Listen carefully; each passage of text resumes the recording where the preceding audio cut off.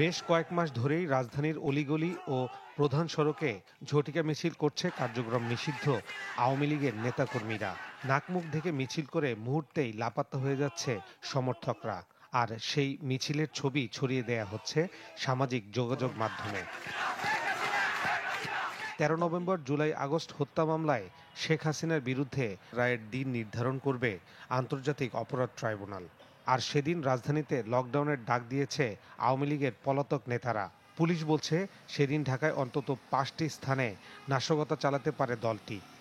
শুধু ১৩ই নভেম্বর না, আমরা প্রতিটা দিনকেই নির্বাচনের আগে এবং পরে প্রতিটা দিনকেই আমরা চ্যালেঞ্জ হিসেবে দেখছি এবং এই জন্য আমাদের যে যা করণীয় আমরা সার্বক্ষণিক মনিটরিং করা এবং গোয়েন্দা নজরদারি বাড়ানো, আমরা সবকিছু কার্যক্রম চলমান আছে।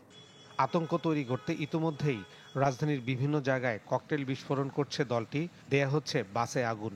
বিএনপি বলছে ১৩ নভেম্বর মাথায় রেখে সতর্ক অবস্থানে থাকবে পুলিশ।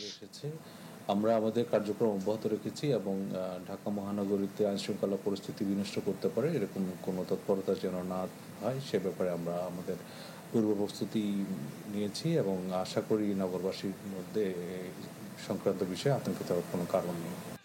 গেল ১০ মাসে রাজধানীর ঝটিকা মিছিল থেকে গ্রেপ্তার করা হয়েছে ৩,০০০-এর বেশি আওয়ামী লীগের নেতাকর্মীকে। ফয়সাল হোসেন, চ্যানেল 24, ঢাকা।